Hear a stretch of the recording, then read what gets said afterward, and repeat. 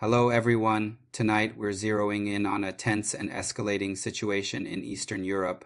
Early this morning, Poland, a NATO member, shot down Russian drones that violated its airspace, an unprecedented act that's sending shockwaves through the alliance and raising the specter of direct confrontation. Polish Prime Minister Donald Tusk called it the closest his country has come to open conflict since World War II. So, what happened? Why does it matter? And are we staring down a new chapter in the Russia-Ukraine war? Let's unpack this. At approximately 2 a.m. local time, Polish air defenses detected multiple drone-type objects crossing into their airspace from Ukraine.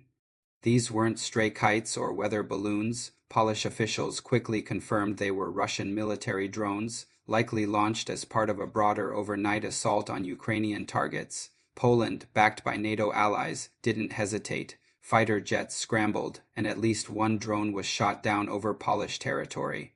This marks the first time a NATO member has fired on Russian military assets during the ongoing war in Ukraine, now in its third year. The incident wasn't a one-off. Russian airstrikes on Ukraine intensified overnight, with reports of over 20 civilian deaths in Donetsk, where elderly residents were hit while queuing for pension payments.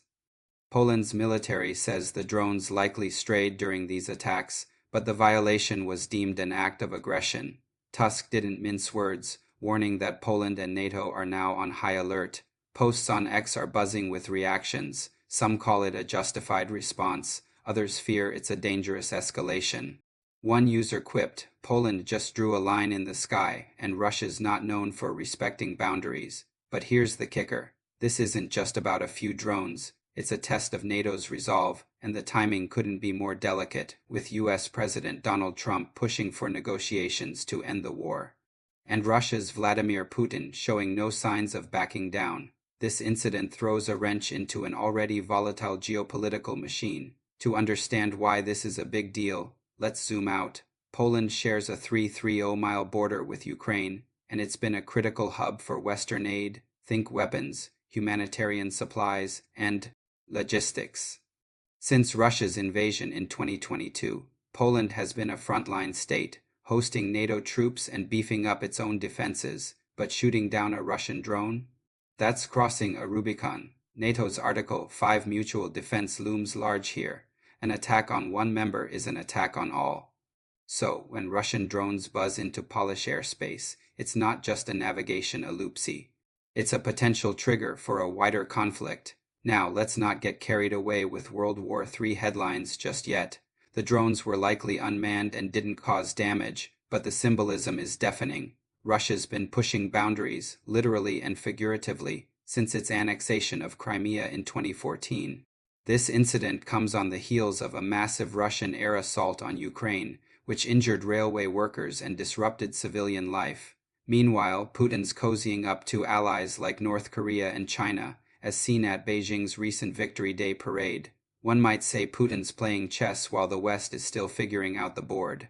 For Poland, this is personal. The country's history with Russia is a long, painful one. Think Soviet occupation, the Katyn massacre, and decades of mistrust. Tusk's government is walking a tightrope. Show strength without provoking Moscow into something bigger. And let us not forget the domestic angle Polish citizens are already jittery about being dragged into a war next door. As one Warsaw resident posted on X, "We're not Ukraine, but we're close enough to feel the heat." So what's the fallout? First, NATO's in a bind. The alliance has to back Poland without escalating into a direct clash with Russia. Expect emergency meetings, more fighter jets patrolling Eastern Europe. And maybe even sanctions talk, though. Let's be honest, Russia's economy is already a sanctions piata. The US under Trump is pushing for a deal with Putin, but this incident makes that trickier. Trump's team wants a quick resolution to Ukraine, but Putin smells weakness and isn't budging. As one analyst put it, negotiating with Putin is like bargaining with a bear. You might get a deal, but you'll probably lose an arm. Then there's the China angle. Beijing's been quietly bankrolling Russia's war through trade and materiel, as Western governments have pointed out. The recent Beijing parade, where Putin and Kim Jong-un rubbed shoulders with Xi Jinping, was less a celebration and more a middle finger to the West. China's not just watching, it's enabling. If NATO responds too aggressively, it risks pushing Russia and China even closer together, and nobody wants a Cold War sequel with a Sino-Russian twist. Closer to home, Ukraine's President Zelensky is under pressure. His forces are stretched thin, and Russian advances in Donetsk are relentless. This drone incident might rally more Western support, but it also highlights how vulnerable Ukraine's neighbors are. Meanwhile, the Middle East is watching closely. Iran, a Russian ally, is dealing with its own headaches. Israel's recent strikes on Hamas leaders in Qatar have upended regional dynamics. Everything's connected, folks. A drone in Poland could ripple all the way to Tehran. So where do we go from here? Poland's already beefed up its air defenses, and NATO's promising a robust response. But what does that mean? More sanctions? More troops on the ground? Or just a lot of sternly worded press releases? The smart money's on de-escalation. Nobody wants a hot war in Europe, but Putin's not exactly known for backing down, and with North Korean troops reportedly fighting alongside Russians in Kursk, the stakes are climbing. For the average viewer, this might feel like a distant squabble, but it's not. Energy prices, already shaky from the Ukraine war, could spike if tensions escalate. Food security's another concern. Ukraine's grain exports are critical, and disruptions hit wallets worldwide, and let's not kid ourselves. If NATO and Russia stumble into a direct conflict, we're all in for a rough ride, as one ex-user darkly joked. Time to stock up on canned goods and learn Russian. The UN Security Council is meeting today to discuss peace operations, but don't hold your breath for a breakthrough. Russia's veto power makes any resolution a long shot. The real action will be in back channels, diplomats working overtime to keep this from spiraling.